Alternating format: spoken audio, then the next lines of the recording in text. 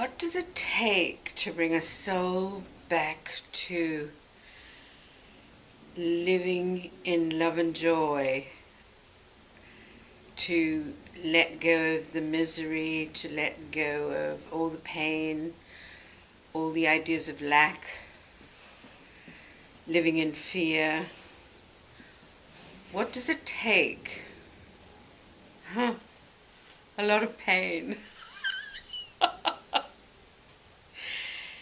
It takes a lot of pain, it takes a lot of being humiliated, beaten to the curb, until you are just so tired, so sick and tired. And I got to a stage where I just could hardly move anymore. There was so many memories, so it was like all jam-packed into this container. And I finally had to deal with it. Not saying I didn't go kicking and screaming.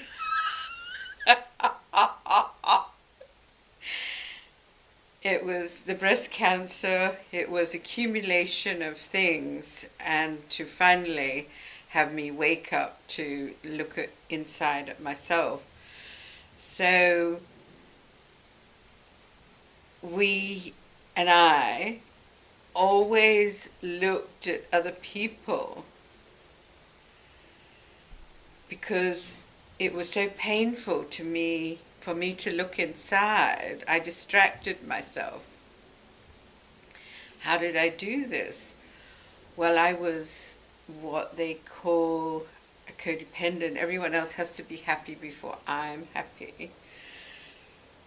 But I took care of everyone else's needs because, and the payoff for me was, of being the martyr, playing this victim role, the payoff for me was I didn't have to look inside at myself. There's always a payoff for behavior. Sorry to tell you. So by concentrating on my mother, my father, my 5 children, and addiction gave me a good old spin of chasing after my 2 addicted children. That distracted me for years. And till it finally, after playing out all of that, finally, about 8 years ago, I was so tired. I'm like, what happened to me?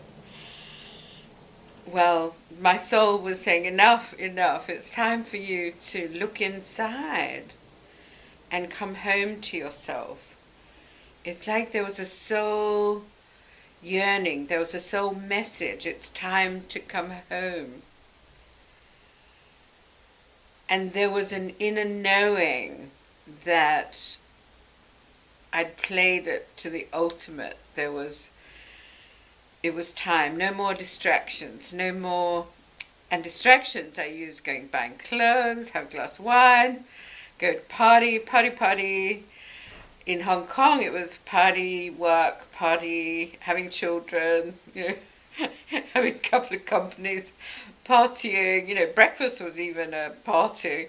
Breakfast, lunch, cocktails, dinner, and then, having 5 children in between. And, it was very busy, so you can distract yourself really easily. But then the soul said, enough. It was clear as a bell. I remember waking up and I said, why do I feel like this? I'm exhausted. I think I was probably depressed as well. And it was like, I thought I was dying inside. I felt so devastated, and a feeling of, what has it all been for? What's it all about? And so from this deep longing, and I really said, please God, help me. I think it was a soul decision. I could either keep living the way I was living in fear of rejection, feeling unlovable, unworthy, and I'm a bad person, or take the bridge and take the road back to my source, back to my love and joy. And I think it was pretty clear, you either can die or you can go on this journey home without the physical body dying, and that would be actually a lot more beneficial to do before you die physically, because you'll have your life review and you're, oh god damn it, I could have completed this, oh no.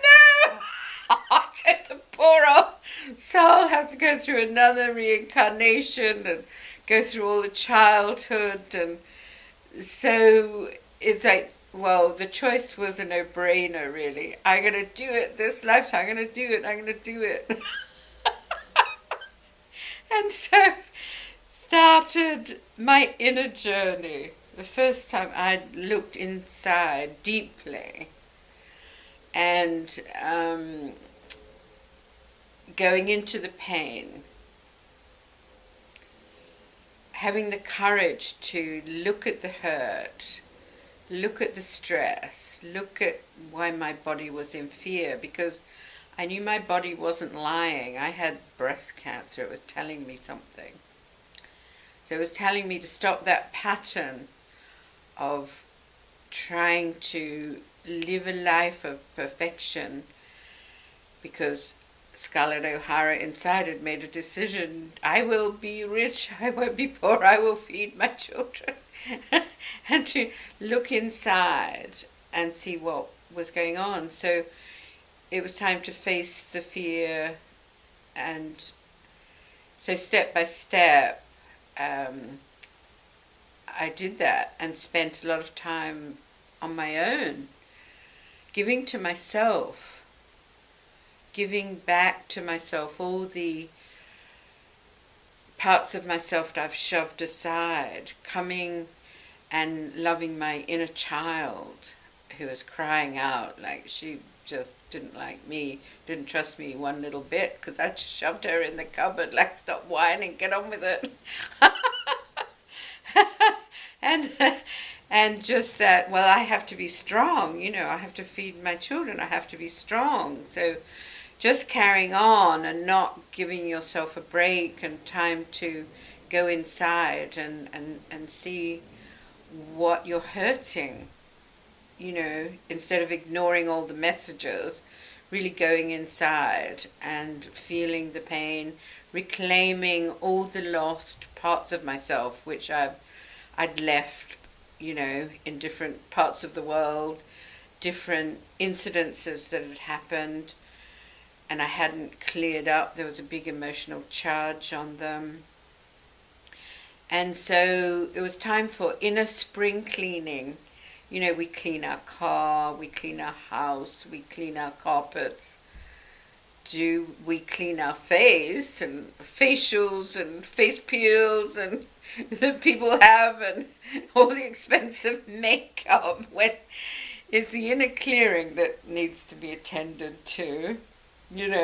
Go into the engine of the car, go into the stuff that's stuck in there that you would rather not see.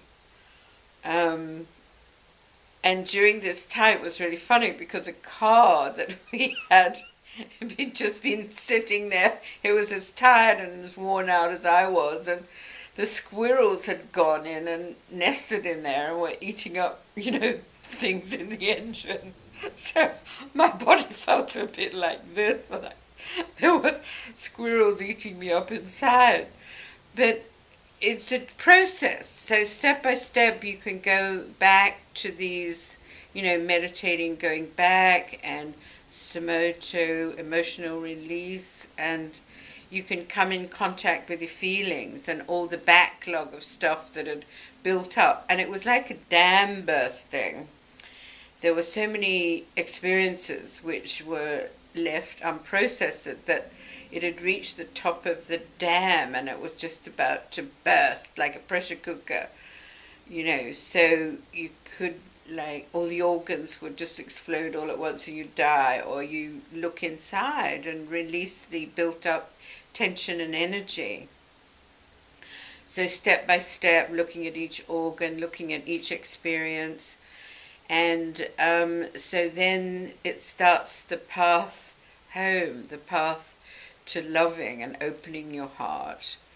And once you make a commitment to that, I just says, I want to have the Christ energy, and anything obstructing that, please let it bubble up and let me look at it and release it. So I'd made a commitment to that because I wanted to merge and connect with the source, and we're all aspects of God. So I wanted to experience that God, the Christ energy, have a purity of heart. So anything blocking that, please let it bubble up, let me see it. And I was shocked at what there was there festering away, which I had no idea. It's amazing, isn't it? We carry on like little robots, not knowing what's inside. So it's like washing yourself from the inside out. And at one stage I did watch a lot of true movies and let myself cry because I was so strong and you have to carry on. I hadn't really let myself cry. So before I could get in touch with my own emotions, I watched the true movies. A good tonic. And so you're looking at other people's experiences, but they're resonating with you.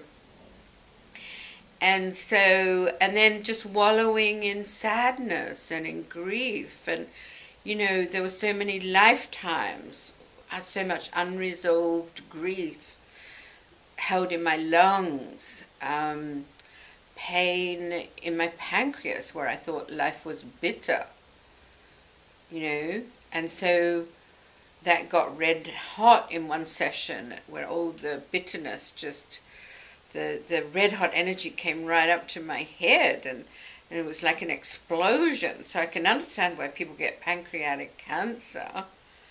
It's all that build up of bitterness. Life is bitter. And your liver flushes, and letting go a lot of anger, which is stored in the liver. And so when we give ourselves an inside spring cleaning, then the outside starts looking better. It's like coming from the inside out. So then you don't need all the Band-Aids, like all the expensive makeup and this and that, because there's a glow coming from the inside. And that's free, totally free. And the glow is the light emanating from your heart, which sets up a magnetic field, which attracts love to you. Anything not of love just gets rebuffed. Because as you start releasing all the blockages, all the obstructions to love, you start getting lighter. Your heart is more open. You're starting to open to receive. And then this joy bubbles up from inside, and this love is just emanating. So it's better than any facial product. I really. And so it's really beneficial. But there's no judgment on anyone that doesn't want to do that, or it's not time, and they're still living in the scene of misery, or they haven't woken up yet.